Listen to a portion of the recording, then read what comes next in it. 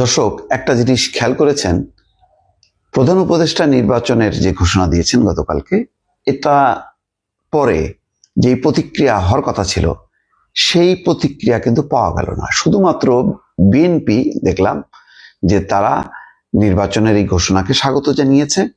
তার আগে যে জুলাই ঘোষণাপত্র, যেই আনুষ্ঠানিকতা বা যেই বিষয়বস্তু, সেই ঘোষণাপত্রের ঘোষণাকেও স্বাগত জানিয়েছে। অর্থাৎ ডক্টর মোহাম্মদ ইউনূস গতকালকে দুটি ঘোষণা দেন, একটি হচ্ছে জুলাই ঘোষণাপত্র, আরেকটি হচ্ছে নির্বাচন। দুটাকেই স্বাগত জানিয়েছে। এখন প্রশ্ন হলো যে বাংলাদেশে তো বিএনপি একমাত্র দল না, আরো দল আছে। অন্য দলগুলোর প্রতিক্রিয়া কি খেয়াল করেন।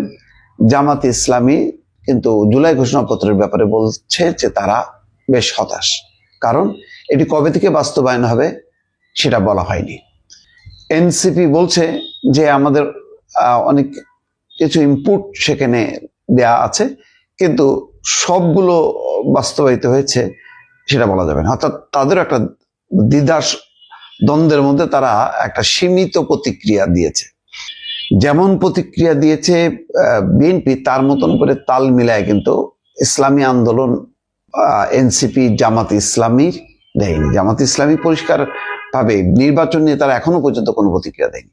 শুধু জুলাই ঘোষণার ব্যাপারে বলছে যে এটা কবে থেকে বাস্তবায়ন হবে এটা দেওয়া হয়নি, ফলে আমরা হতাশ। এছাড়া শহীদদের জাতীয় বীর ঘোষণা করা বা অন্যান্য বিষয়গুলো কেন চতুর্থ তফসিল কেন মূল সংবিধানে যুক্ত হবে না, এবং এটা কেন পরবর্তী নির্বাচিত সরকার এটা বাস্তবায়ন করবে, এইটার উপরে ছেড়ে দেওয়া হলো, এই বিষয়গুলো কিন্তু তারা উত্থাপন করেছে এবং তারা বলেছে তারা আনুষ্ঠানিকভাবে বসে ভালোভাবে এইটার বিশ্লেষণ করে প্রতিক্রিয়া জানাবে। তার মানে বোঝা যাচ্ছে যে বিশেষ করে সর্বশেষ যে ঘোষণা দিয়েছে, আরো স্পষ্ট করে আগেই বলেছিলেন ডক্টর মোহাম্মদ ইউনূস যে ফেব্রুয়ারির মধ্যভাগে বা প্রথম ভাগে নির্বাচন হবে, যেটা যৌথ ঘোষণা হয়েছিল লন্ডনে তারেক রহমান এবং ডক্টর মোহাম্মদ ইউনূসের বৈঠকের পর ডক্টর খলিলের উপস্থিতিতে, এবং পাশে ছিলেন আমির খসরু মাহমুদ চৌধুরী।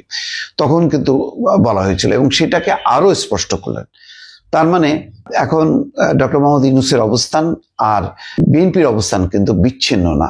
আগে যেমন দূরত্ব ছিল, এখন কিন্তু সেই দূরত্ব নেই, কিন্তু দূরত্বটা তৈরি হচ্ছে আস্তে আস্তে জামাতে ইসলামীর সাথে, এনসিপির সাথে। হয়তো আমার যেটা ধারণা, যেটা ডক্টর মোহাম্মদ ইউনূসের কাছে তাদের প্রত্যাশা ছিল যে পিআর পদ্ধতির কথা বলবে স্থানীয় সরকার নির্বাচন এবং সংস্কার, মৌলিক সংস্কার আরো বেশি করে হবার পর নির্বাচন, এমন হয়তো প্রত্যাশা ছিল। তাতে তারা হতাশ হয়েছে।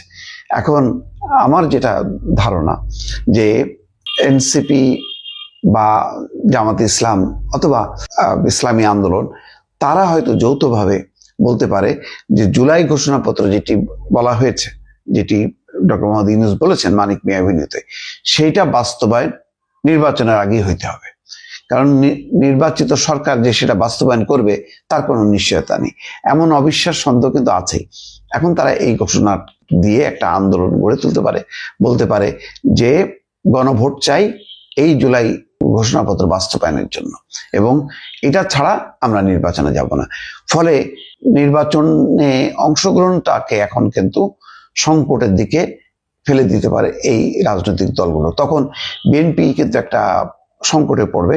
শুধু বিএনপি বলবো না, দেশের এই যে নতুন রাজনৈতিক পট পরিবর্তনের পর সরকার একটা বিব্রতকর অবস্থার মধ্যে পড়তে পারে, বেকায়দায় পড়তে পারে, অথবা দেশ একটা সংকটের মধ্যে পড়তে পারে, যে তাহলে বিএনপির বাইরে এই মেজর তিনটি দল তারা অংশ নেবে না, তাদের সাথে আরো হয়তো ছোটখাটো দল অংশ নেবে না। অর্থাৎ সেই আগে শেখ হাসিনার সময় যেমনটা হতো যে আওয়ামী লীগ, ওই সাথে ক্ষুদ্র জাতীয় পার্টি, তার বাইরে আর কোনো দল নাই, এইভাবেই নির্বাচন হয়েছে।